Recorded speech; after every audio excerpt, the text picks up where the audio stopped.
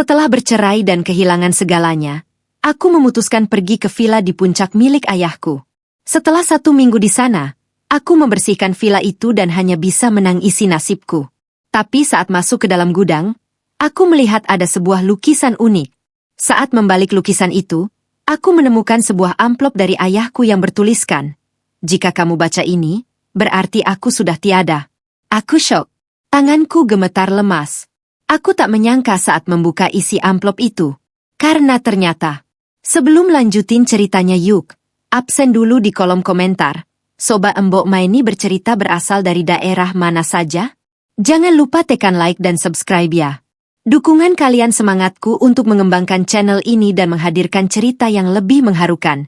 Ayo sobat semua simak ceritanya ya. Yuk kita mulai ceritanya.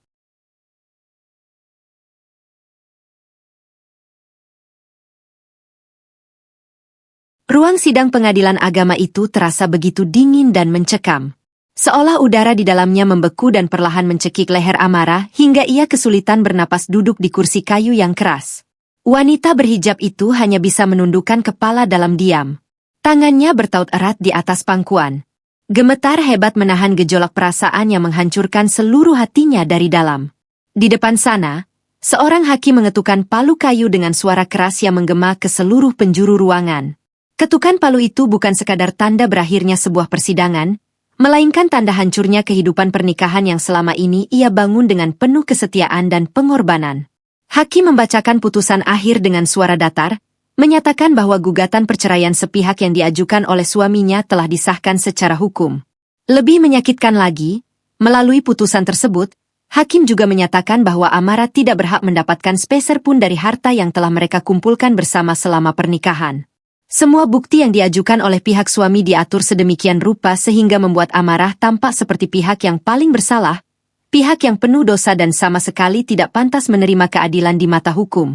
Di seberang meja, Bagas duduk dengan punggung tegak dan senyum angkuh yang terukir begitu jelas di wajahnya. Pria yang pernah berjanji di hadapan Tuhan untuk menjaganya seumur hidup itu kini menatap Amara dengan sorot mata yang sangat merendahkan. Di sebelah Bagas, duduk Rendra, seorang pengacara bertarif sangat mahal yang dikenal sangat licik dan pandai memutarbalikkan fakta demi memenangkan kliennya. Rendra membereskan tumpukan dokumen di atas mejanya dengan raut wajah sangat puas. Pria itu baru saja memenangkan sebuah kasus besar dan memastikan kliennya berhasil menguasai seluruh kekayaan tanpa celah sedikit. Amara tahu betul bahwa Rendra telah memanipulasi banyak hal di belakang layar. Pengacara itu menyuap saksi membuat kesaksian palsu yang kejam dan menyusun kebohongan besar yang menjatuhkan harga diri Amara di depan hukum. Namun, apalah daya Amara saat ini? Ia hanya seorang wanita sebatang kara yang tidak memiliki koneksi pejabat, tidak memiliki kekuasaan, dan tidak memiliki uang untuk melawan ketidakadilan yang dirancang begitu rapi oleh mantan suaminya. Setelah sidang resmi dibubarkan, Amara melangkah keluar dari ruangan dengan langkah gontai tak bertenaga. Pandangannya kosong menatap lantai marmer. Lorong pengadilan yang sangat panjang terasa seperti sebuah jalan buntu yang gelap dan menakutkan baginya. Tiba-tiba sebuah suara berat dan sangat dingin menghentikan langkah kakinya. Bagas menghampirinya didampingi oleh Rendra yang berdiri sedikit di belakang dengan senyum mengejek. Bagas menatap Amara dari atas ke bawah. Seolah Amara adalah makhluk paling menjijikan yang tidak pantas berada di dekatnya. Keluar dari rumahku hari ini juga. Amara, bawa saja pakaianmu. Kau tidak berhak atas 1 sen pun dari kekayaanku. Ucap Bagas dengan nada suara tajam yang menyayat hati. Jangan pernah mencoba mengemis kepadaku, karena pintu rumah itu sudah tertutup rapat untukmu selamanya. Amara mengangkat wajahnya secara perlahan. Ia menatap langsung ke dalam mata pria yang dulu sangat ia cintai dengan setulus hati. Air matanya menggenang di pelupuk mata. Namun ia berusaha sangat keras agar air mata itu tidak jatuh membasahi pipinya di depan Bagas. Kau akan menyesali semua ketidakadilan ini, Bagas, jawab Amara dengan suara bergetar yang menyimpan luka sangat mendalam. Apa yang kau tanam hari ini akan kau tuai suatu saat nanti. Tuhan tidak pernah tidur. Mendengar ucapan mantan istrinya tersebut, Bagas hanya tertawa sinis dan membuang muka. Ia segera memutar tubuhnya dan berjalan pergi bersama pengacaranya. Meninggalkan Amara yang terpaku sendirian dalam kehancuran di lorong pengadilan yang sepi itu. Menjelang sore hari, Amara terpaksa kembali ke rumah megah yang pernah menjadi istana tempat tinggalnya. Suasana rumah besar itu kini terasa sangat asing dan dingin. Tidak ada lagi kehangatan yang tersisa. Ia masuk ke dalam kamarnya dan mengambil sebuah koper besar dari dalam lemari. Dengan tangan yang masih bergetar hebat, ia mulai memasukkan pakaian miliknya ke dalam koper tersebut. Hanya pakaian dan beberapa barang pribadi peninggalan orang tuanya yang menjadi saksi bisu kehidupannya yang menyedihkan. Ia sengaja tidak mengambil barang berharga lainnya karena ia tahu persis Bagas akan menggunakan kesempatan itu untuk menuduhnya sebagai pencuri dan melaporkannya ke pihak berwajib. Saat ia melangkah keluar melewati pintu utama membawa koper tunggal yang terasa sangat berat itu, ia melihat sebuah kendaraan mewah milik Bagas baru saja memasuki halaman.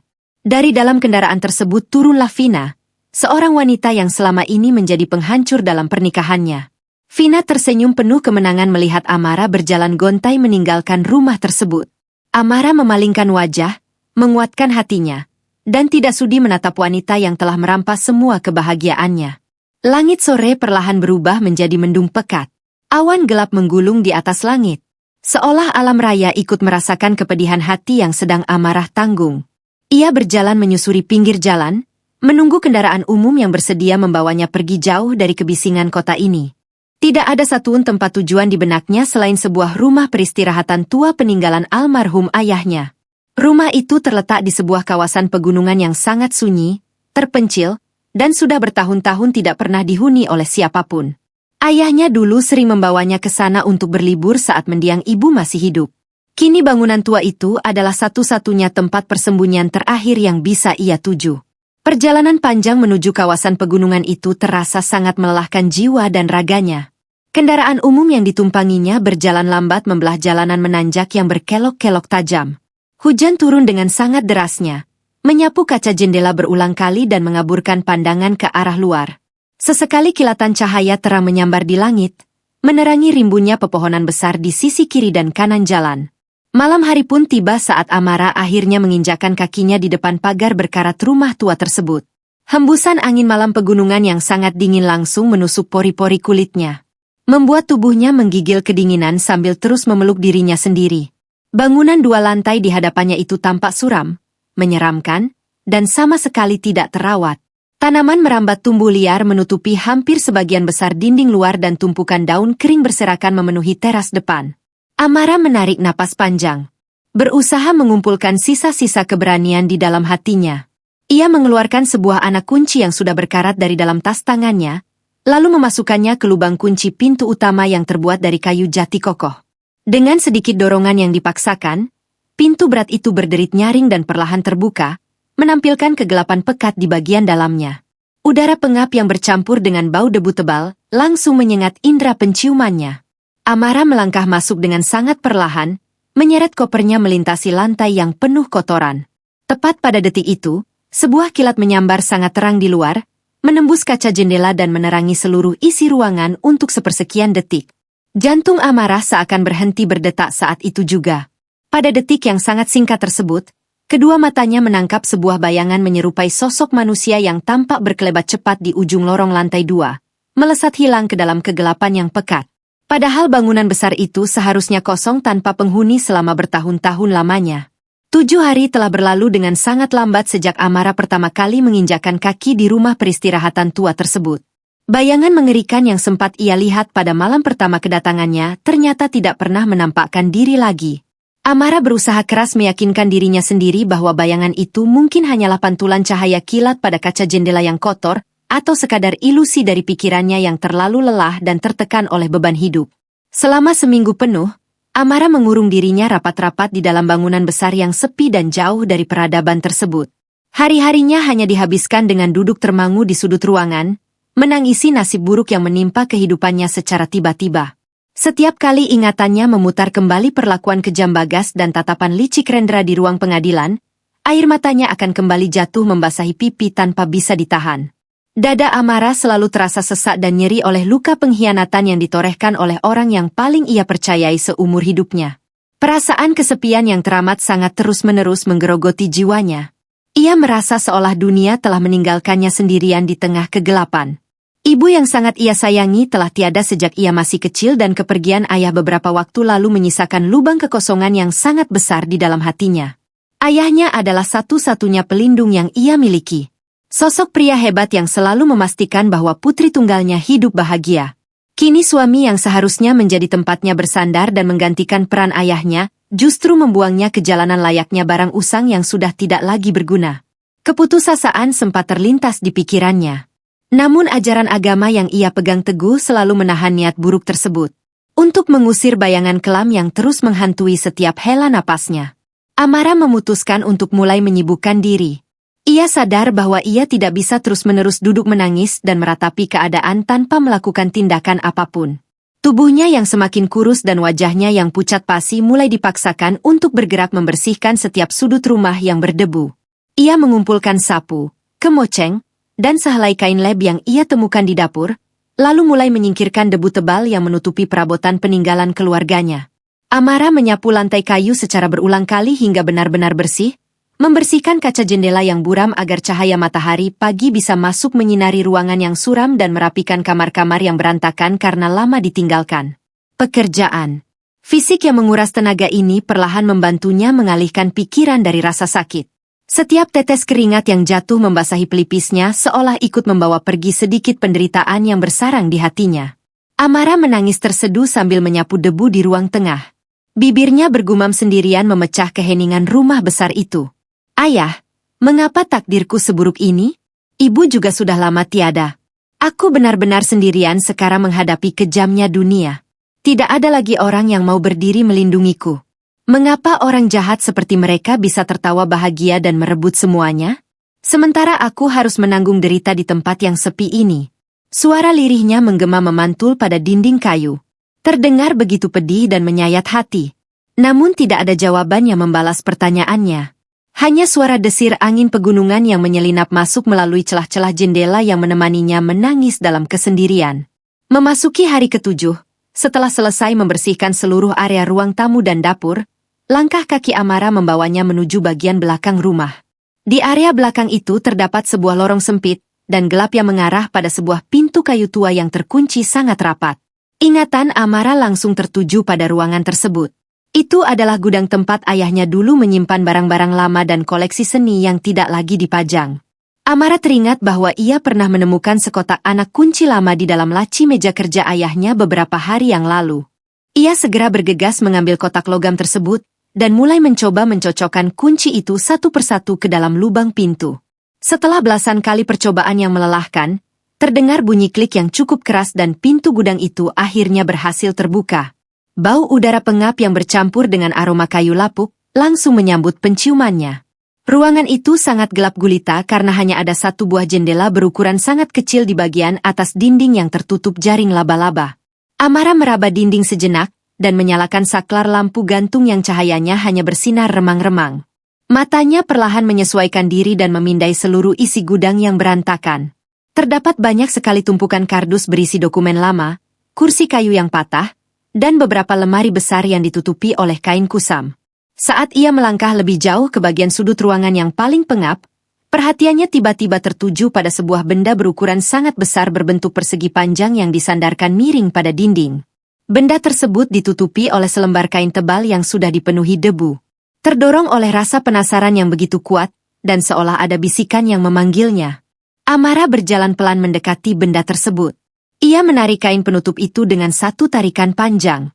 Debu seketika berterbangan ke udara membuat Amara terbatuk-batuk kecil sambil menutup hidungnya. Ketika kain penutup itu sepenuhnya jatuh ke lantai, kedua matanya membelalak kagum bercampur takjub melihat apa yang tersembunyi di baliknya. Di hadapan Amara berdiri tegak sebuah lukisan kanvas yang ukurannya sangat besar dan terlihat begitu unik. Lukisan tersebut digambar dengan beraliran surrealisme menampilkan sebuah karya seni yang melampaui batas pikiran normal. Terdapat gambaran tentang sebuah jam pasir yang retak dengan aliran pasir yang justru bergerak naik ke atas. Sebuah pohon raksasa yang akar-akarnya melilit dan menghancurkan sebuah bangunan megah. Dan tepat di bagian tengahnya berdiri sosok manusia tanpa wajah yang menggenggam sebuah anak kunci bercahaya. Perpaduan bentuk visual dalam lukisan itu terlihat sangat hidup. Seolah menyimpan sebuah pesan dan makna rahasia yang teramat dalam. Amara mengerutkan keningnya karena ia sama sekali tidak pernah melihat lukisan ini sebelumnya. Padahal sejak kecil ia sangat hafal dengan seluruh koleksi seni berharga milik mendiang ayahnya. Lukisan asing ini memancarkan aura misterius yang membuat Amara terhipnotis dan tidak bisa memalingkan pandangannya. Merasa ada sesuatu yang mengganjal kuat di dalam hatinya. Amara memberanikan diri untuk menggerakkan lukisan besar itu dari posisinya. Bingkainya terbuat dari kayu jati padat yang sangat berat. Dengan mengerahkan seluruh tenaga yang tersisa di tubuhnya, Amara menggeser lukisan itu dengan susah payah, hingga akhirnya kanvas raksasa itu terbaring terbalik di atas lantai gudang yang dingin. Napasnya terengah-engah dan keringat dingin mulai mengucur setelah berjuang memindahkan benda tersebut. Saat ia menunduk untuk memeriksa bagian belakang bingkai kayu itu, pandangan matanya menangkap sesuatu yang sangat tidak lazim. Di sudut kanan bawah, tepat di bagian belakang kanvas, terdapat sebuah amplop coklat tebal yang tertempel sangat kuat dengan perekat. Permukaan amplop itu tertutup lapisan debu tipis, namun bentuk perseginya masih terlihat sangat jelas dan menonjol. Jantung Amara ketika mulai berdebar berkali-kali lipat lebih cepat. Ia menjatuhkan diri berlutut di atas lantai dan dengan jemari yang sangat berhati-hati, ia mulai mengelupas perekat yang menahan amplop tersebut. Lapisan kertas amplop itu terasa kasar saat bersentuhan dengan ujung jarinya. Setelah beberapa saat berjuang, ia berhasil melepaskannya tanpa merobek kertas tersebut. Amara membalikan amplop tebal itu untuk melihat bagian depannya dan napasnya langsung tertahan. Tulisan tangan yang sangat ia kenal dan rindukan terpampang jelas di bagian tengah amplop. Itu adalah tulisan tangan mendiang ayahnya. Ditulis dengan goresan pena yang tebal dan sangat tegas. Amara membaca sebuah kalimat singkat yang tertulis jelas di sana. Jika kamu baca ini, berarti aku sudah tiada. Seketika itu juga, dunia Amara seolah berhenti berputar sepenuhnya. Udara di dalam ruangan gudang itu terasa tersedot habis, membuatnya kesulitan meraup oksigen. Kedua tangannya bergetar lemas, tak menyangka melihat pesan dari mendiang ayahnya yang disembunyikan dengan cara yang begitu rahasia dan sulit ditemukan. Air matanya kembali menetes tanpa bisa dicegah. Jatuh membasahi debu di punggung tangannya. Ia sama sekali tidak menduga akan menemukan peninggalan terakhir dari sosok pria yang paling ia cintai di tempat yang tersembunyi ini. Perlahan dengan seluruh sisa keberanian yang ia kumpulkan susah payah, Amara membuka bagian penutup amplop misterius tersebut. Ia sama sekali tidak siap menghadapi kenyataan besar yang sedang menunggu di baliknya. Karena ternyata lembaran kertas dan benda kecil di dalam amplop itulah yang akan segera memutarbalikkan seluruh nasibnya dan memulai sebuah perhitungan besar. Tangan Amara terus bergetar hebat saat ia berusaha menarik keluar isi dari dalam amplop coklat yang baru saja ia temukan di balik lukisan tersebut. Debu tipis yang menempel di permukaan amplop itu berjatuhan ke lantai kayu, menjadi saksi bisu dari sebuah rahasia besar yang selama ini terkubur dalam diam. Perlahan ujung jarinya menyentuh lipatan kertas tebal di dalam sana. Selain tumpukan kertas, ada sebuah benda kecil berbahan logam yang terasa dingin saat bersentuhan dengan kulitnya. Amara menarik benda itu terlebih dahulu dan ternyata itu adalah sebuah anak kunci berukuran kecil dengan ukiran kuno di bagian ujungnya. Ia menggenggam kunci misterius itu erat di telapak tangan kirinya. Sementara tangan kanannya perlahan membuka lipatan surat yang mulai menguning termakan usia. Tulisan tangan ayahnya kembali menyapa pandangannya, membawa gelombang rindu yang teramat sangat sekaligus rasa sakit yang kembali menganga di dalam dadanya. Ia menarik napas panjang, mencoba menenangkan debaran jantungnya yang memburu, lalu mulai membaca baris demi baris pesan terakhir dari sosok pria yang paling ia hormati di dunia ini. Putriku tersayang, Amara. Jika kamu membaca surat ini, berarti ayah sudah tidak lagi ada di dunia ini untuk melindungimu secara langsung. Ayah menulis pesan ini jauh sebelum hari kepergian ayah. Karena ayah memiliki firasat yang sangat kuat bahwa pria yang kamu sebut sebagai suamimu itu akan menunjukkan wajah aslinya suatu hari nanti. Kalimat pembuka itu langsung membuat air mata Amara kembali menetes deras. Ia sama sekali tidak menyangka bahwa ayahnya telah mencium gelagat buruk Bagas sejak lama. Amara membaca kelanjutan surat itu dengan napas yang tertahan. Ayah tahu kamu sangat mencintai pria itu. Ayah melihat bagaimana matamu selalu berbinar setiap kali menatapnya. Karena itulah ayah tidak pernah melarangmu atau memaksamu untuk berpisah dengannya. Ayah tidak ingin kamu membenci ayah karena memisahkanmu dari pria pilihanmu. Namun sebagai seorang ayah, ayah tidak bisa tinggal diam melihat pria serakah itu perlahan mulai menggerogoti segala yang keluarga kita miliki. Amara terus membaca dan setiap kalimat yang tertulis di kertas itu seolah menampar kesadarannya. Ayahnya menjelaskan secara rinci bagaimana Bagas diam-diam sering mencoba memanipulasi laporan keuangan perusahaan keluarga mereka. Bagas mengira ayahnya sudah terlalu tua dan mudah ditipu. Namun kenyataannya ayah Amara jauh lebih cerdik dan selalu mengawasi setiap langkah kotor menantunya itu dari balik layar. Karena ayah tahu dia akan menggunakan segala cara, termasuk cara hukum yang kotor sekalipun untuk merebut semuanya darimu jika ayah sudah tiada, maka ayah menyiapkan sebuah panggung sandiwara khusus untuknya. Lanjut surat tersebut. Amara mengerutkan kening, tidak mengerti apa maksud dari panggung sandiwara yang ayahnya tulis. Namun, kalimat berikutnya benar-benar membalikan seluruh dunia Amara dan membuat darahnya berdesir hebat. Ayah sudah tahu dia akan menyewa pengacara licik untuk merebut seluruh perusahaan dan rumah mewah kita. Biarkan saja dia mengambil semuanya. Nah, karena sejatinya semua harta, bangunan, dan perusahaan yang ia menangkan di pengadilan itu hanyalah sebuah cangkang kosong semata. Mata Amara membelalak lebar. Ia membaca ulang kalimat tersebut berulang kali untuk memastikan bahwa ia tidak salah membacanya. Surat itu terus menjelaskan bahwa jauh sebelum ayahnya jatuh sakit, beliau telah memindahkan seluruh inti bisnis, uang tunai, dan aset berharga milik keluarga ke tempat yang sangat aman. Perusahaan-perusahaan besar yang saat ini dikuasai oleh Bagas telah dibebani dengan sangat banyak hutang masa lalu yang sengaja ayahnya sembunyikan dari buku laporan utama. Ayahnya sengaja meninggalkan bom waktu berupa tunggakan pajak raksasa dan hutang pihak ketiga yang nilainya mencapai triliunan. Bom waktu itu dirancang khusus untuk meledak tepat saat kepemilikan perusahaan tersebut beralih tangan secara penuh kepada Bagas.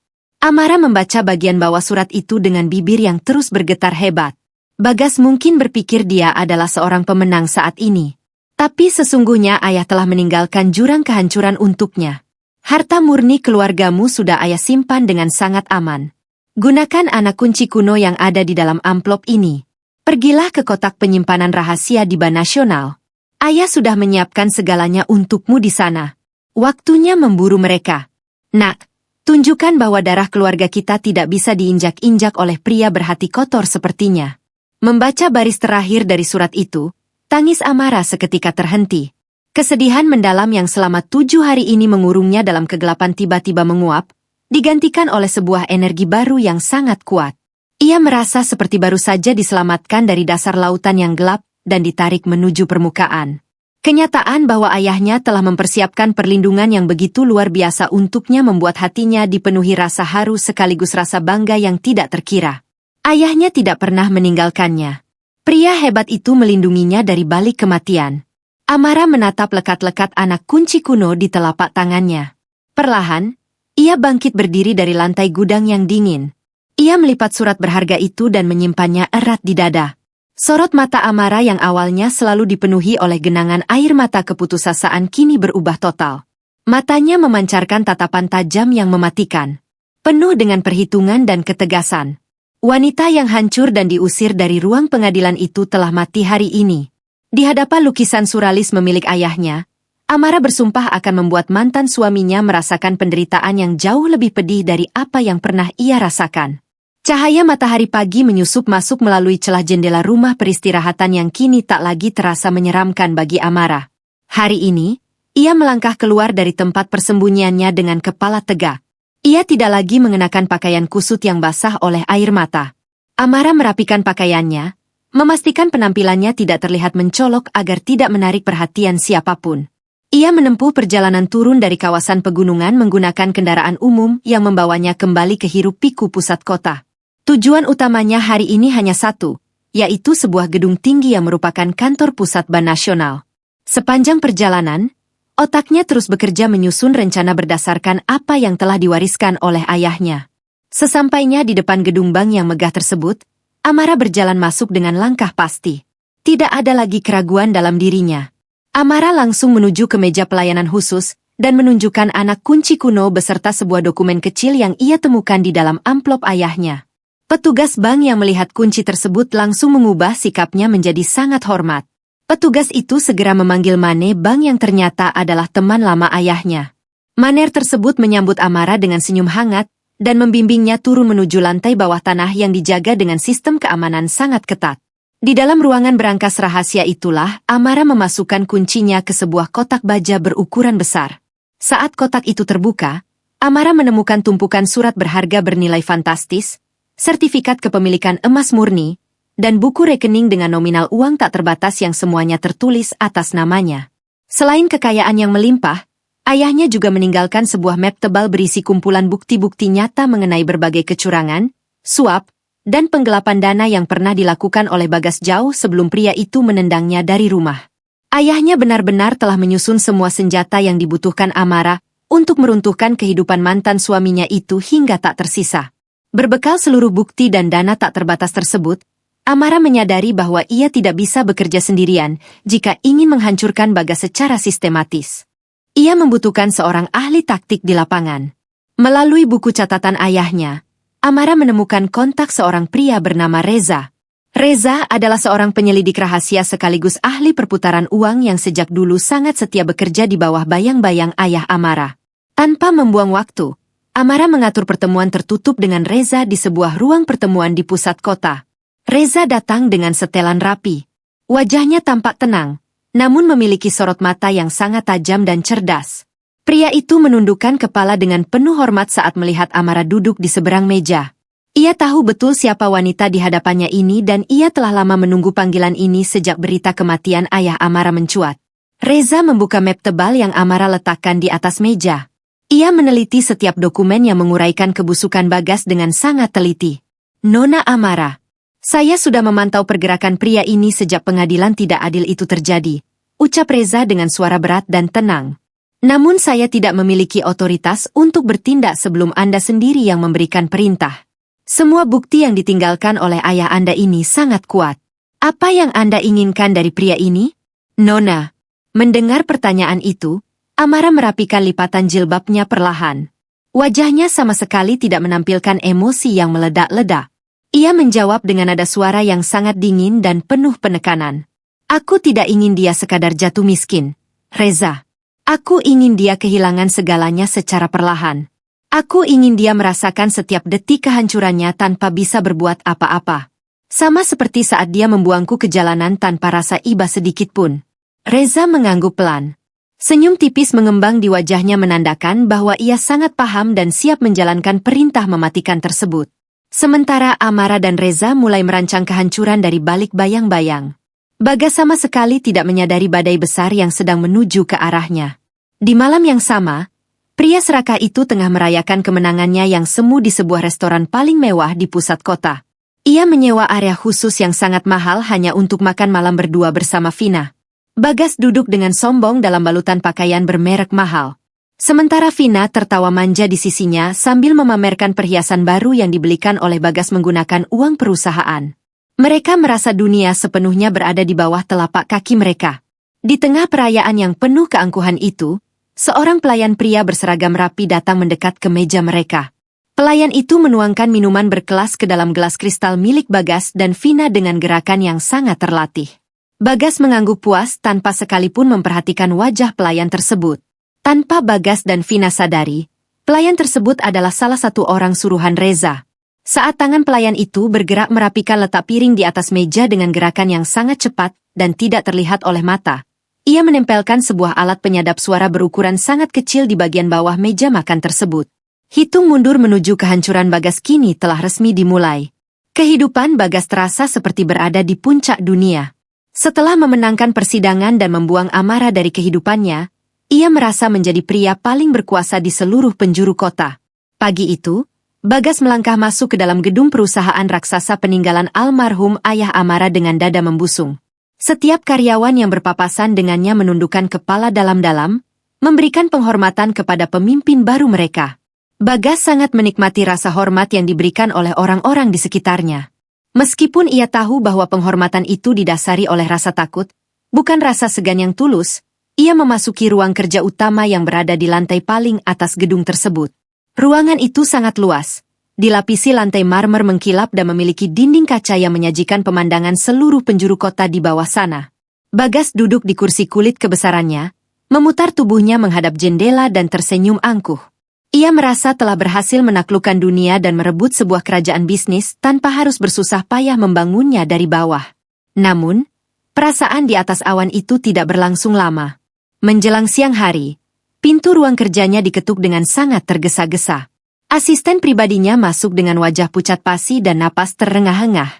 Belum sempat Bagas marah karena asistennya masuk tanpa tata krama yang benar. Beberapa orang pria berseragam resmi kenegaraan menerobos masuk menyusul dari belakang. Mereka adalah para pejabat dari lembaga pemeriksa keuangan dan perpajakan negara. Wajah mereka sangat dingin, tegas, dan sama sekali tidak menunjukkan keramahan sedikit. Pemimpin dari kelompok petugas itu berjalan mendekati meja kerja Bagas sambil membawa sebuah koper penuh berisi tumpukan dokumen tebal. Tanpa basa-basi, petugas itu meletakkan tumpukan dokumen tersebut tepat di hadapan Bagas dan menyatakan bahwa kedatangan mereka adalah untuk menyita dan membekukan sementara seluruh aset perusahaan hingga kewajiban hutang masa lalu diselesaikan. Bagas tertawa meremehkan. Mengira ini hanyalah sebuah kesalahan tata usaha biasa. Ia meraih dokumen teratas dan mulai membaca deretan angka yang tertera di sana. Senyum angkuh di wajah Bagas ketika luntur digantikan oleh raut ketakutan yang sangat luar biasa. Matanya terbelalak melihat nominal tunggakan pajak dan denda keterlambatan yang nilainya mencapai angka triliunan. Petugas itu menjelaskan dengan nada datar bahwa perusahaan utama ini ternyata memiliki banyak sekali beban hutang rahasia kepada pihak ketiga dan tunggakan kewajiban negara yang sudah diabaikan selama bertahun-tahun oleh manajemen sebelumnya. Karena peralihan kepemilikan kini sepenuhnya berada di tangan Bagas, maka secara hukum seluruh beban hutang raksasa itu mutlak menjadi tanggung jawab pribadi Bagas. Jika ia tidak segera melunasinya dalam batas waktu yang ditentukan, maka seluruh bangunan, aset, dan harta pribadinya akan disita oleh negara untuk menutupi kerugian tersebut. Setelah para petugas itu pergi meninggalkan ancaman penyitaan, Bagas seolah kehilangan tenaga di kedua kakinya. Ia menjatuhkan dirinya kembali ke atas kursi kulitnya dengan tubuh gemetar hebat. Udara di dalam ruangan luas itu tiba-tiba terasa sangat mencekik. Dengan tangan yang berkeringat dingin, Bagas segera meraih telepon selulernya dan menghubungi Rendra. Ia memerintahkan pengacara itu untuk datang ke ruangannya detik itu juga tanpa alasan apapun. Tidak berselang lama, Rendra tiba di ruangan tersebut. Pengacara licik itu masih mencoba tampil tenang, namun Bagas langsung melemparkan tumpukan dokumen dari lembaga negara itu tepat ke arah wajah Rendra. Kertas-kertas berhamburan ke lantai marmer. Bagas menggebrak meja kerjanya dengan amarah yang meledak-ledak. Bagaimana bisa ada hutang triliunan? Bukankah kau bilang perusahaan ini bersih? Teriak Bagas dengan urat leher yang menonjol keluar. Wajahnya memerah menahan amarah dan kepanikan yang luar biasa. Rendra menunduk dan mengambil salah satu dokumen dari lantai. Matanya bergerak cepat membaca deretan angka dan tuntutan hukum yang tertulis di sana. Keringat dingin mulai menetes dari dahi pengacara mahal tersebut. Ia sama sekali tidak menyangka bahwa almarhum ayah Amara bisa menyembunyikan hutang sebesar ini dari pelacakan tim hukumnya. Rendra mengusap peluhnya yang terus bercucuran berusaha mencari jalan keluar dari masalah yang sangat rumit ini. Kita bisa urus ini, Pak. Kita bungkam saja mereka dengan sisa kas perusahaan. Ucap Rendra dengan nada suara yang sedikit bergetar. Kita bayar pejabat yang berwenang agar mereka menunda penyitaan ini. Sementara kita mencari cara untuk memindahkan sisa uang yang masih ada. Bagas hanya bisa mengusap wajahnya dengan kasar, merasa benar-benar terjebak dalam masalah yang jauh lebih besar dari dugaannya. Malam harinya, Bagas tidak bisa memejamkan mata sama sekali. Ia terus memikirkan nasib perusahaan dan kekayaannya yang terancam lenyap dalam sekejap mata. Pikirannya benar-benar kacau balau. Ia mulai menyadari bahwa kemenangannya di ruang sidang waktu itu mungkin bukanlah sebuah kemenangan, melainkan sebuah jebakan mematikan yang telah dirancang dengan sangat sempurna oleh ayah mantan istrinya. Dengan langkah gontai dan kepala yang terasa sangat berat, Bagas memaksakan diri untuk berangkat ke tempat kerja keesokan paginya. Berharap Rendra telah menemukan celah hukum untuk menyelamatkannya. Saat Bagas mendorong pintu ruang kerjanya dan melangkah masuk, langkahnya tiba-tiba terhenti secara mendadak. Matanya tertuju pada dinding utama di belakang meja kerjanya.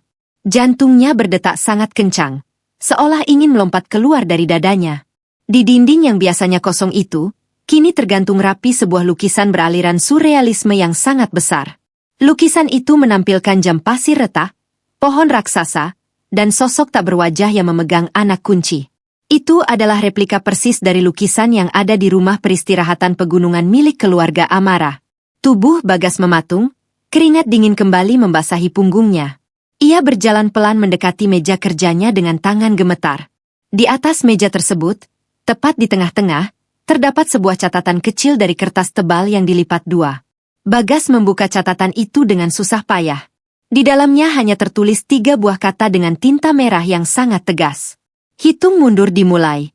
Di sebuah ruangan tertutup yang jauh dari pusat keramaian kota. Amara berdiri, dia memperhatikan layar besar yang menampilkan pergerakan arus keuangan perusahaan mantan suaminya. Ruangan itu telah diubah menjadi pusat kendali operasi rahasia oleh Reza dan tim penyelidiknya.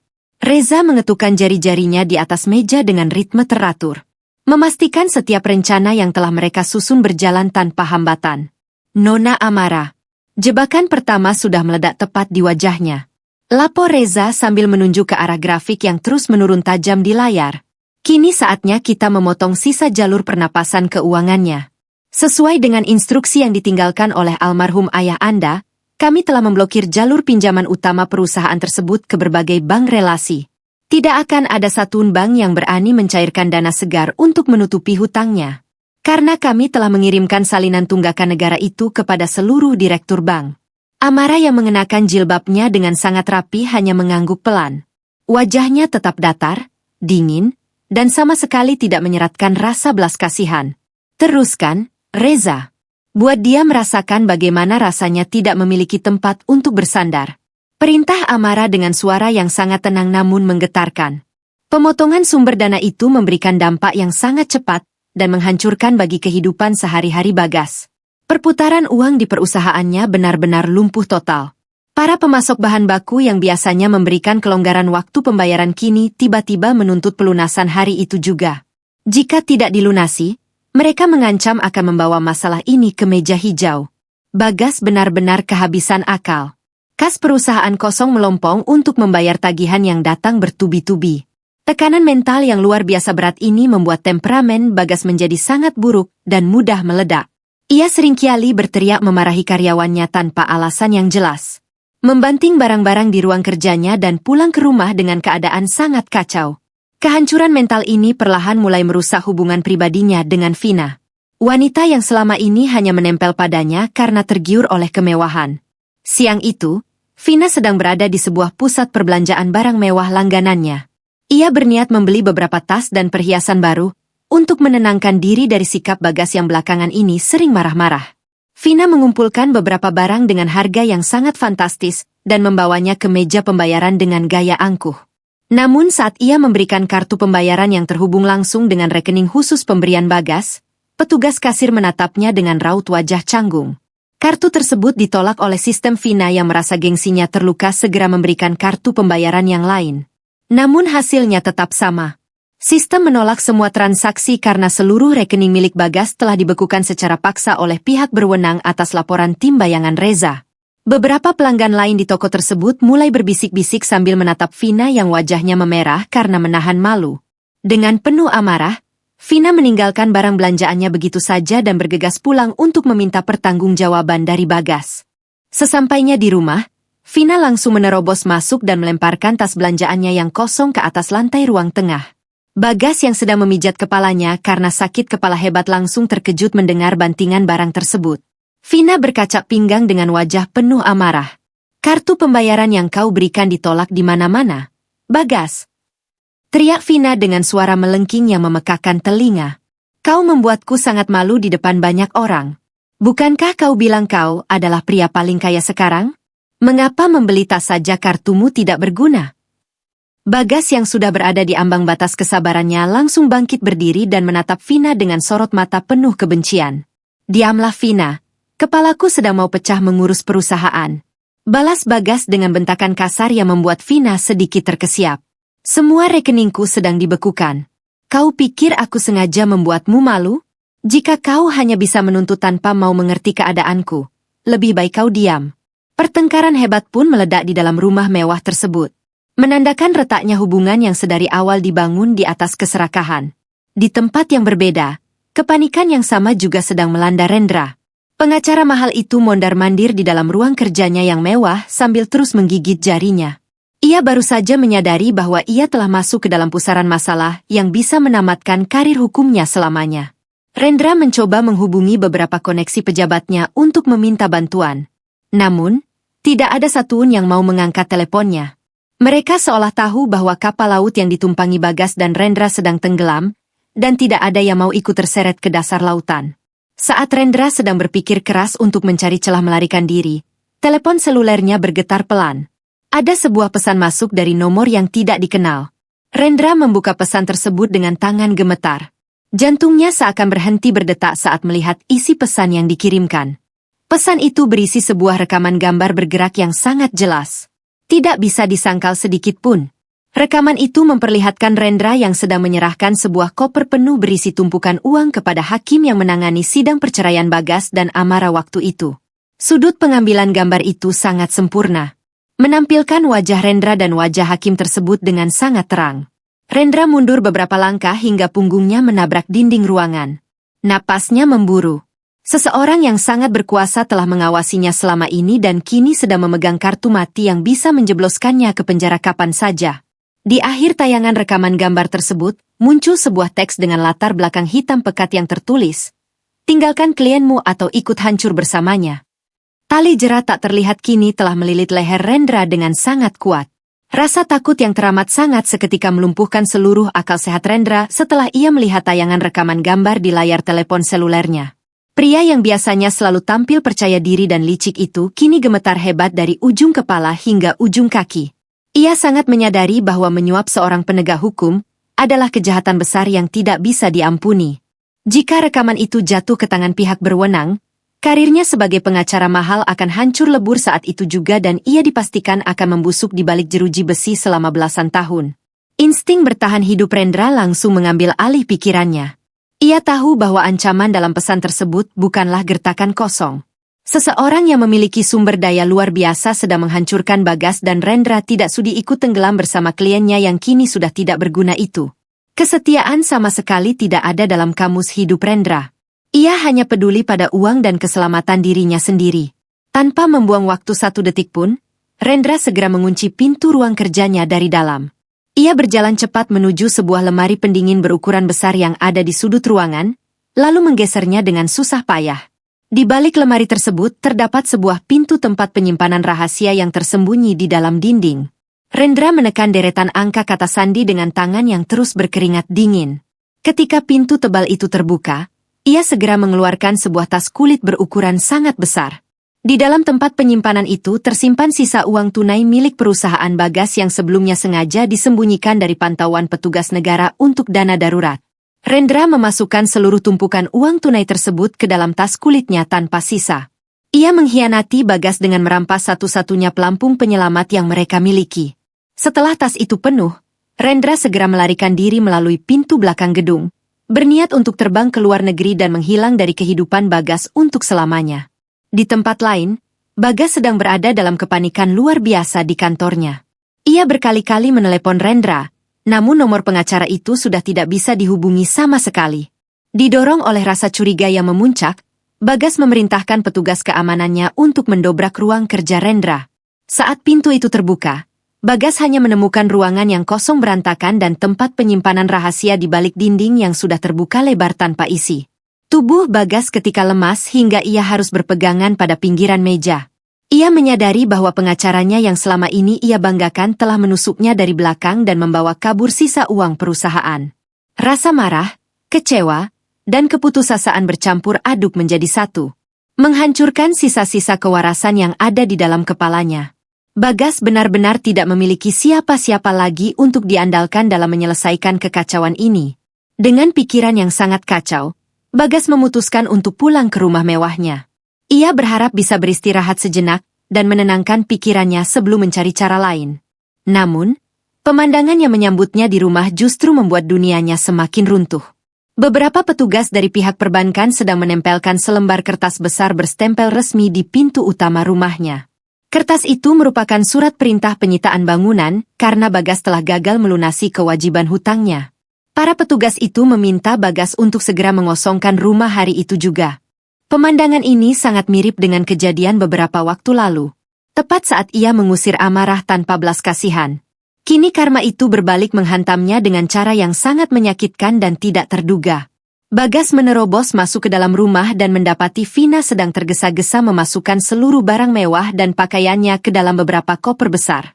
Vina terlihat sangat panik sekaligus marah. Vina sama sekali tidak mempedulikan nasib Bagas. Ia hanya peduli untuk menyelamatkan barang-barang berharganya sebelum disita oleh petugas. Bagas yang melihat hal itu langsung berlari mendekat. Ia menahan lengan Vina di depan pintu kamar, menatap wanita itu dengan tatapan memohon yang sangat menyedihkan. "Vina, kumohon jangan tinggalkan aku. Aku akan bangkit lagi," ucap Bagas dengan suara parau dan bergetar.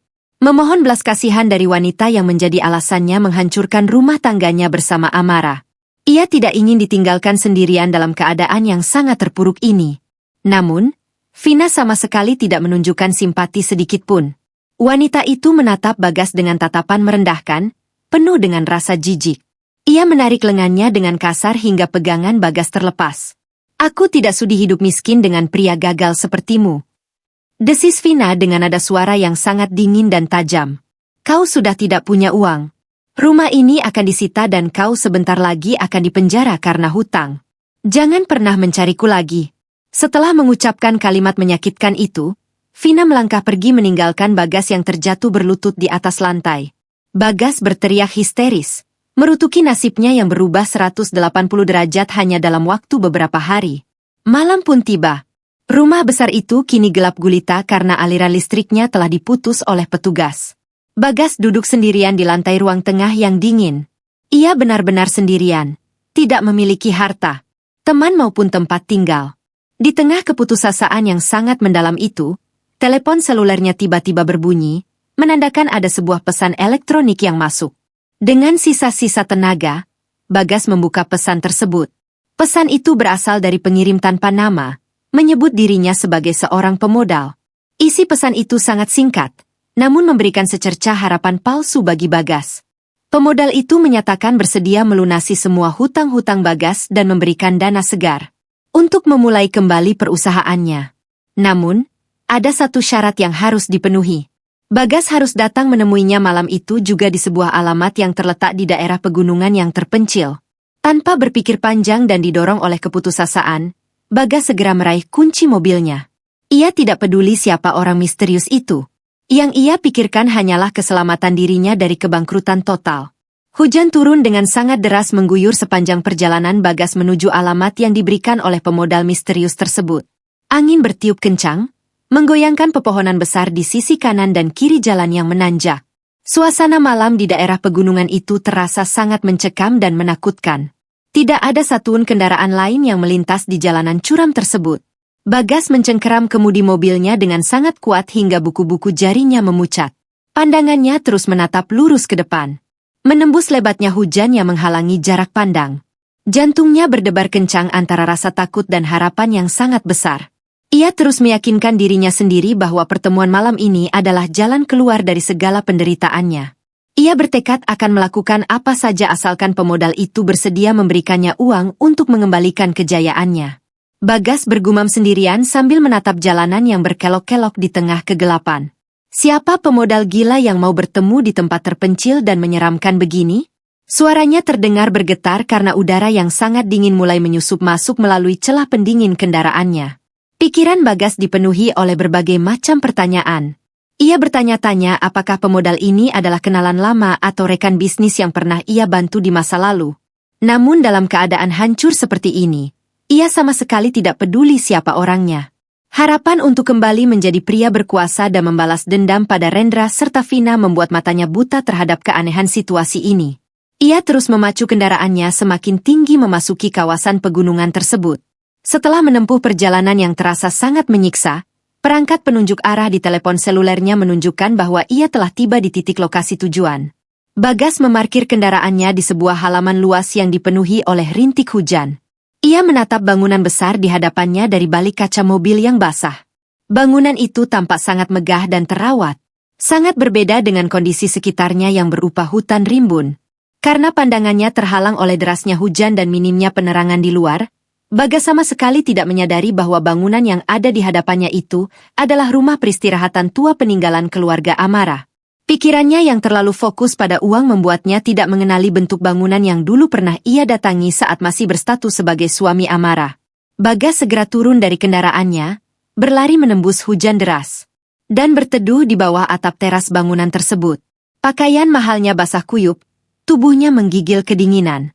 Ia merapikan rambutnya yang berantakan, berusaha tampil serapi mungkin di hadapan calon penyelamatnya. Dengan tangan yang sedikit gemetar, Bagas memutar gagang pintu utama yang terbuat dari kayu jati kokoh. Ternyata pintu itu tidak terkunci. Ia mendorong pintu utama tersebut, perlahan-lahan dan melangkah masuk ke dalam. Suasana di dalam bangunan itu sangat kontras dengan badai di luar. Ruangan itu terasa sangat hangat, terang benderang, dan dipenuhi oleh perabotan baru yang sangat elegan. Bau harum pengharum ruangan menyambut penciumannya. Bagas terpukau melihat kemewahan di dalam sana membuatnya semakin yakin bahwa pemodal yang mengundangnya adalah orang yang sangat kaya raya. Bagas melangkah perlahan menyusuri ruang tengah. Sepatunya yang basah meninggalkan jejak di atas lantai yang mengkilap. Ia menelan ludah dengan susah payah, merasa sangat gugup. Di tengah ruangan yang luas dan ditata dengan sangat mewah tersebut, terdapat sebuah kursi berlengan yang posisinya membelakangi pintu masuk. Bagas melihat ada sosok seseorang yang duduk tenang di kursi tersebut. Dari bentuk pundaknya, sosok itu adalah seorang wanita yang mengenakan jilbab sangat rapi. Wanita itu duduk diam tanpa mempedulikan kedatangan Bagas. Seolah ia sedang menikmati suara hujan yang menderu di luar. Bagas memberanikan diri untuk melangkah lebih dekat, berdaham pelan untuk menarik perhatian wanita tersebut. "Permisi, saya Bagas. Saya datang memenuhi undangan untuk membicarakan pelunasan hutang-hutang saya," ucap Bagas dengan nada suara yang dibuat sesopan mungkin. Mendengar suara Bagas, wanita itu perlahan menggerakkan tubuhnya. Ia meletakkan secangkir minuman hangat yang sedari tadi ia pegang ke atas meja kecil di samping kursinya. Wanita itu kemudian berdiri dan memutar tubuhnya untuk menghadapi Bagas secara langsung. Detik itu juga napas Bagas seakan terputus secara paksa. Matanya membelalak lebar hingga hampir keluar dari tempatnya. Jantungnya berhenti berdetak sesaat sebelum akhirnya berdebar dengan kecepatan yang menyakitkan dada. Mulutnya terbuka, namun tidak ada satu patah kata pun yang berhasil keluar dari tenggorokannya. Pria yang dulunya sangat angkuh itu kini kehilangan keseimbangan pada kedua kakinya. Bagas jatuh terduduk di atas lantai dengan suara yang cukup keras. Seluruh persendian di tubuhnya terasa lepas. Pikirannya menolak untuk mempercayai apa yang sedang dilihat oleh kedua matanya. Wanita berhijab yang berdiri dengan sangat anggun, berkuasa, dan memancarkan wibawa luar biasa di hadapannya saat ini adalah Amara. Wanita yang beberapa waktu lalu ia usir dari rumah tanpa uang sepeser pun. Amara berdiri menatapnya dengan pandangan yang sangat dingin, tajam, dan penuh perhitungan. Sama sekali tidak menyeratkan belas kasihan. Di belakang Amara, tepat di dinding utama ruangan tersebut, tergantung sebuah lukisan besar beraliran surrealisme yang sangat dikenali oleh Bagas. Titik awal kebangkitan Amara ternyata adalah tempat yang menjadi tujuan akhir dari kehancuran Bagas. Jebakan itu telah menutup pintunya dengan sempurna. Suara deru badai di luar bangunan terdengar semakin mengganas. Seolah menjadi musik pengiring bagi kehancuran mental yang sedang dialami Bagas. Pria yang masih terduduk tak berdaya di atas lantai itu menatap Amara dengan tatapan kosong. Rahangnya gemetar tanpa bisa ditutup. Pikirannya buntu, tidak mampu memproses kenyataan yang membentang di depan matanya. Wanita yang berdiri dengan penuh wibawa ini sama sekali tidak terlihat seperti wanita yang dulu ia kenal. Amara menatap mata mantan suaminya dengan sangat tenang. Ia membiarkan keheningan menyiksa batin pria itu selama beberapa saat. Menikmati raut ketakutan yang kini tercetak jelas di wajah yang dulunya sangat angkuh tersebut. Amara melangkah maju satu langkah. Suara ketukan sepatunya beradu dengan lantai mengkilap memecah kesunyian ruangan. "Kau terkejut melihatku berada di sini, Bagas?" tanya Amara dengan nada suara yang sangat datar. Tidak menampakkan emosi meledak-ledak, namun cukup tajam untuk mengiris hati pendengarnya. "Kau mengira aku akan membusuk di jalanan dan mengemis belas kasihan darimu. Tapi kau lupa satu hal penting.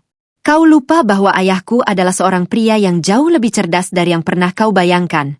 Mendengar kata-kata itu, Bagas menelan ludah dengan susah payah. Ia mencoba bangkit berdiri, namun kedua kakinya terasa lumpuh, menolak untuk menopang berat badannya. Ia kembali merosot ke lantai, menatap Amara dari bawah dengan dada bergemuruh. "Kau merencanakan semua ini?"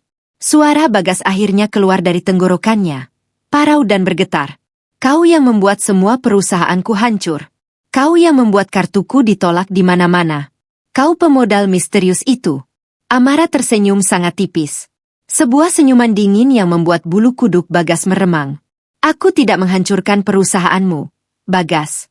Aku hanya membuka tabir kebenaran yang selama ini sengaja ayahku sembunyikan untuk menjeratmu." Jelas Amara perlahan memastikan setiap kata meresap ke dalam otak mantan suaminya. Semua kekayaan yang kau rebut di ruang sidang itu hanyalah cangkang kosong yang berisi tumpukan hutang mengerikan. Ayah tahu kau akan bermain kotor, jadi beliau sengaja menyerahkan cangkang mematikan itu kepadamu. Kekayaan keluarga kami yang sebenarnya telah lama dipindahkan dan dijaga ketat. Menunggu saat yang tepat untuk digunakan melawan orang serakah sepertimu. Kesombonganmu sendirilah yang menuntunmu masuk ke dalam perangkap ini. Bagas mencengkeram dadanya yang terasa sesak. Kenyataan bahwa ia selama ini hanya dipermainkan oleh mendiang ayah mertuanya benar-benar menghancurkan seluruh egonya. Namun, penderitaan Bagas belum selesai sampai di situ. Amara memberikan isyarat dengan tangannya. Dari balik sebuah pintu ruangan lain, Reza melangkah keluar sambil membawa sebuah perangkat pemutar gambar. Pria berpakaian rapi itu meletakkan perangkat tersebut di atas meja menghadap Bagas. Amara menekan tombol putar dan seketika itu juga layar menyala menampilkan sebuah tayangan yang sangat jelas. Bagas menatap layar tersebut dengan mata membelalak. Di sana ia melihat rekaman Rendra yang sedang menyerahkan koper berisi uang suap kepada hakim di ruang rahasia. Tidak hanya itu, layar kemudian beralih menunjukkan rekaman kamera keamanan yang memperlihatkan Rendra sedang menguras habis tempat penyimpanan rahasia di ruang kerjanya dan kabur membawa semua uang sisa milik perusahaan Bagas. Pengacara mahal yang kau banggakan itu telah mengkhianatimu dan membawa lari sisa hartamu, ucap Amara tanpa belas kasihan. Wanita simpananmu juga telah meninggalkanmu di saat kau tidak lagi memiliki apa-apa. Kau sekarang benar-benar sendirian, Bagas. Persis seperti apa yang kau lakukan kepadaku di ruang pengadilan waktu itu. Hancur, tidak memiliki uang, dan tidak memiliki tempat bernaung. Air mata mulai mengalir deras membasahi pipi Bagas. Penyesalan yang luar biasa besar akhirnya menghantam kesadarannya bagaikan sebuah godam raksasa. Ia menyadari kebodohannya yang telah membuang wanita sebaik Amara demi sebuah ilusi kekayaan yang berujung pada penderitaan mutlak. Dengan sisa-sisa tenaganya, Bagas merangkak maju menghampiri Amara. Ia bersujud di bawah kaki wanita berhijab tersebut, menangis terseduh-seduh seperti anak kecil. Amara, maafkan aku. Aku sangat menyesal. Ratap Bagas dengan suara yang menyedihkan. Aku tahu aku salah. Aku dibutakan oleh harta. Tolong bantu aku. Lunasi hutang-hutang itu. Aku berjanji akan menjadi pelayanmu seumur hidup. Tolong jangan biarkan aku membusuk di jalanan atau masuk penjara. Aku tidak sanggup. Bagas terus memohon mencengkeram ujung kain pakaian Amara dengan tangan gemetar. Ia benar-benar melepaskan seluruh harga dirinya demi mendapatkan pengampunan dan belas kasihan. Amara menatap puncak kepala pria yang sedang menangis memeluk kakinya itu. Ia teringat kembali bagaimana mendiang ibu selalu mengajarkannya untuk memiliki hati yang pemaaf. Namun ayahnya juga selalu mengajarkannya untuk menegakkan keadilan dengan tegas. Amara menarik langkahnya mundur secara perlahan, membuat tangan Bagas terlepas dari pakaiannya. Ia menatap mantan suaminya itu dengan tatapan kosong.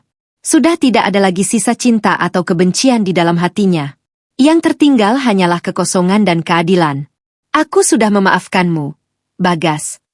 Ucap Amara dengan suara pelan namun terdengar sangat jelas di telinga Bagas. Mendengar hal itu, Bagas mengangkat wajahnya dengan tatapan penuh harapan. Namun kalimat Amara selanjutnya kembali menghancurkan dunia pria tersebut. Aku sudah memaafkanmu di dalam hatiku. Tapi sayang sekali mereka tidak mau memaafkanmu. Tepat setelah Amara mengucapkan kalimat penutup itu, suara deru badai di luar tiba-tiba dipecahkan oleh suara lengkingan yang sangat nyaring. Suara sirine dari puluhan kendaraan pihak keamanan meraung-raung keras menembus hujan badai. Saling bersahutan memecah malam di daerah pegunungan yang terpencil itu. Lampu kilat berwarna merah dan biru menyambar-nyambar menembus celah jendela, mengepung rumah peristirahatan tersebut dari segala arah. Wajah Bagas berubah menjadi pucat pasi tanpa darah. Waktu penghakimannya kini telah benar-benar tiba dan tidak ada lagi jalan keluar yang tersisa untuknya. Pintu utama rumah peristirahatan itu terbuka lebar. Didorong oleh sekelompok petugas keamanan berseragam lengkap, yang langsung merangsek masuk ke dalam ruangan. Udara dingin dan percikan air hujan ikut menyapu lantai mengkilap saat mereka melangkah mendekati Bagas yang masih bersimpuh di lantai dengan keadaan mematung. Seorang komandan yang memimpin regu tersebut maju ke depan dan berdiri menjulang di atas Bagas. Tatapannya tajam menembus pria yang kini terlihat sangat menyedihkan dan hancur lebur itu. Sang komandan mengeluarkan selembar surat perintah penangkapan resmi yang telah dicap oleh pengadilan tertinggi. Bagas Pramono. Anda ditahan atas tuduhan kejahatan perbankan tingkat tinggi, penggelapan uang negara, dan persekongkolan menyuap penegak hukum, ucap komandan tersebut dengan suara bariton yang menggema keras di seluruh penjuru ruangan. Segala hak Anda telah dicabut dan Anda wajib mengikuti kami untuk proses pemeriksaan lebih lanjut. Tanpa memberikan kesempatan bagi Bagas untuk menjawab atau membela diri. 2 orang petugas langsung menarik lengan pria itu secara paksa, memaksanya untuk berdiri. Petugas kepolisian memborgol kedua tangan Bagas ke belakang tubuhnya dengan tegas dan tanpa ampun. Logam dingin yang mengunci pergelangan tangannya menyadarkan Bagas bahwa hidupnya sebagai pria bebas telah berakhir malam ini. Bagas meronta histeris tanpa daya saat para petugas mulai menyeretnya menuju pintu keluar. Ia terus memutar kepalanya ke belakang. Menatap Amara yang berdiri. Dia menyaksikan pemandangan tersebut bersama Reza di sisinya.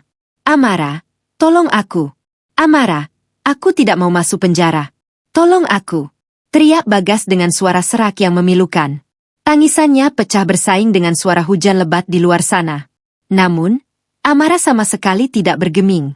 Ia hanya menatap kepergian mantan suaminya itu dengan wajah yang sangat tenang. Jeritan Bagas semakin lama semakin menjauh, dan akhirnya menghilang di telan deru mesin kendaraan tahanan. Setelah semua kendaraan petugas itu pergi meninggalkan kawasan pegunungan, keheningan kembali menyelimuti rumah besar tersebut membawa kedamaian yang sudah sangat lama dinantikan. Beberapa minggu setelah malam badai yang panjang itu, keadilan benar-benar ditegakkan secara tuntas. Berita penangkapan Bagas menjadi perbincangan hangat di seluruh penjuru kota.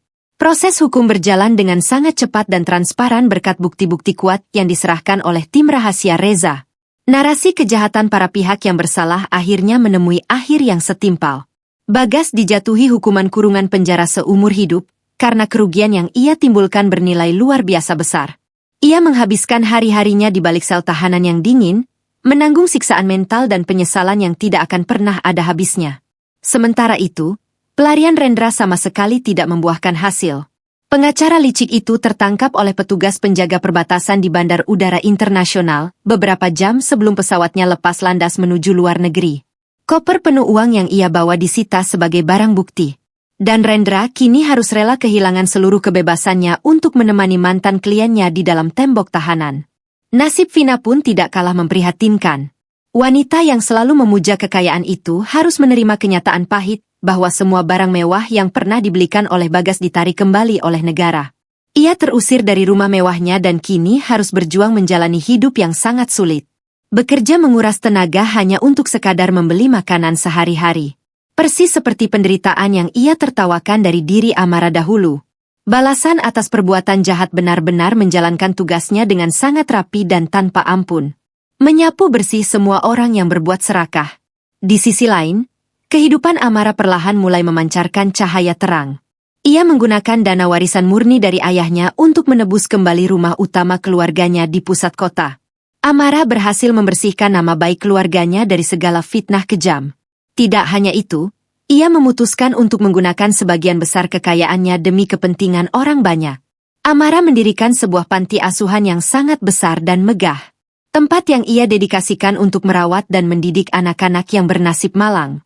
Ia ingin memastikan bahwa peninggalan ayahnya membawa keberkahan dan kebahagiaan bagi banyak orang.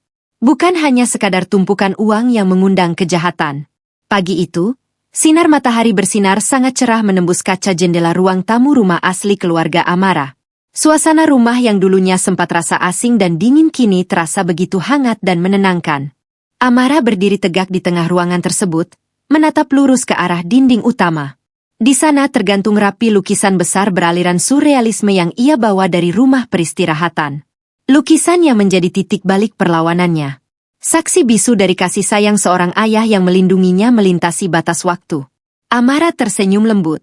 Sebuah senyuman tulus yang memancarkan kelegaan luar biasa. Ia melangkah maju dan menyentuh permukaan bingkai kanvas itu dengan penuh rasa syukur. "Terima kasih, Ayah." Bisiknya pelan di udara pagi yang sejuk.